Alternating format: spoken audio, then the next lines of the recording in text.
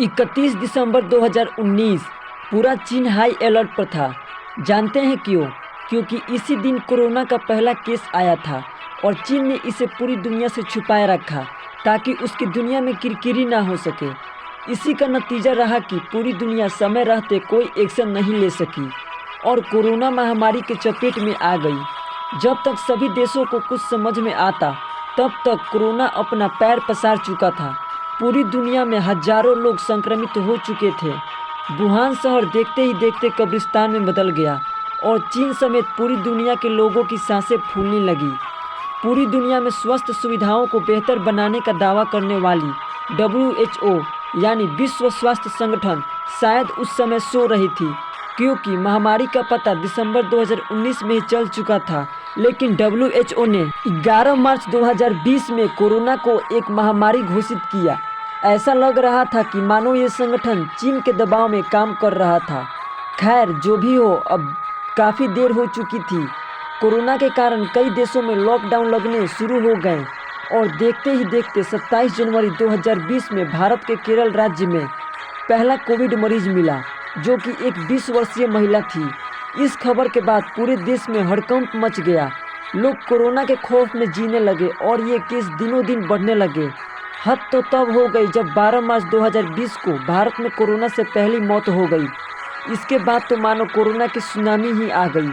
देखते ही देखते यह देश के सभी राज्यों व केंद्र शासित प्रदेशों तक पहुंच गया और 6 लाख से ज़्यादा लोग इससे संक्रमित हो गए। अब भारत को भी समझ में आ चुका था कि लॉकडाउन ही कोरोना का एकमात्र उपाय है। 24 मार्च 2020 में PM मोदी ने संपूर्ण भारत में लॉकडाउन का ऐलान कर दिया। ये एक ऐतिहासिक फैसला था, लेकिन कोरोना की पहली लहर भारत में तांडव मचाने लगी और रोजाना 1-1 लाख तक केस आने लगी। देश की स्वास्थ्य सुविधाएं चरमरा गईं। दुनिया के देशों में कोरोना वैक्सीन बनाने को लेकर होड़ मच गई। उनमें भारत, ब्रिटेन, अमेरिका, चीन और रूस जैसे देश सफलता की ओर बढ़ने लगे और भारत 2-2 वैक्सीन बनाने में सफल रहा। भारत के दोनों वैक्सीनों का नाम कोवैक्सीन और कोविशील्ड था। भारत में पहला कोरोना केस आने के बाद अब तक 1 वर्ष बीत गए थे और इस 1 वर्ष के अंदर यानी 20 मार्च 2021 तक देश में कोरोना के कुल संक्रमितों की संख्या 1,15,55,284 हो गई थी और 1,59,558 लोग अपनी जान गंवा चुके थे। लेकिन 1 साल बाद भारत अपने सफल वैज्ञानिकों के कारण वैक्सीन बनाने में सफल रहा था और 16 जनवरी 2021 को भारत में सबसे बड़े टीकाकरण अभियान की शुरुआत हुई। दिल्ली स्थित all India institute of medical sciences यानी एम्स के 34 वर्षीय सफाई कर्मी मनीष कुमार भारत में कोविड-19 की वैक्सीन लेने वाले पहले व्यक्ति बने। इसके बाद पूरे भारत में व्यापक स्तर पर कोरोना की वैक्सीन लगने लगी। लेकिन मार्च 2021 के बाद केस फिर तेजी से बढ़ने लगे। इसके कई कारण थे। पहले लॉकडाउन के समाप्त हो जाने के बाद लोगों को लगा कि कोरोना खत्म हो गया है, लेकिन कोरोना पहले से भी ज़्यादा खतरनाक होकर आया था। सरकारें मास्क पहनने और सोशल डिस्टेंसिंग के नियमों का पालन करने की लगातार अपील कर रही थी। इस सब के बावजूद भी कोरोना के मामलों में बढ़ोतरी हो रही थी। इस बार भारत सरकार लॉकडाउन से बचना चाहती थी, इसलिए केंद्र सरकार ने लॉकडाउन नहीं लगाया, बल्कि राज्य सरकारों ने अपने हिसाब से लॉकडाउन लगाया। इसका मुख्य कारण था कि देश की इकोनॉमी को बचाया जा सके। कोरोना की दूसरी लहर पहली लहर से भी प्रचंड थी।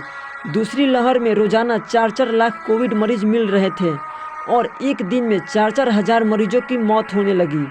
हद तो तब हो गई जब ऑक्सीजन की कमी होने लगी और दूसरे देशों से ऑक्सीजन भी मंगवाना पड़ा था। लेकिन धीरे धीरे कोरोना की दूसरी लहर भी कमज़ोर होने लगी और जैसे तैसे हमने इस महामारी पर दूसरी बार भी जीत दर्ज की और वर्ष 2021 को अलविदा कह 2022 में प्रवेश कर गए। पूरी दुनिया में 2022 का धूमधाम से स्वागत हुआ कि अब हम कोविड-19 से उबर चुके हैं। लेकिन कोरोना के नए वेरिएंट ओमिक्रॉन के कारण फिर कोरोना केस बढ़ने लगे हैं। भारत में तो तीसरी लहर का आगाज हो गया है, लेकिन ये इस बार उतना असरदार नहीं है। इन 2.5 वर्षों में कोरोना के कारण पूरे भारत में 3,89,00,000 लोग संक्रमित हो चुके हैं और 4,90,000 लोग अपनी जान गंवा चुके हैं और ये सिलसिला ऐसे ही जारी रहेगा।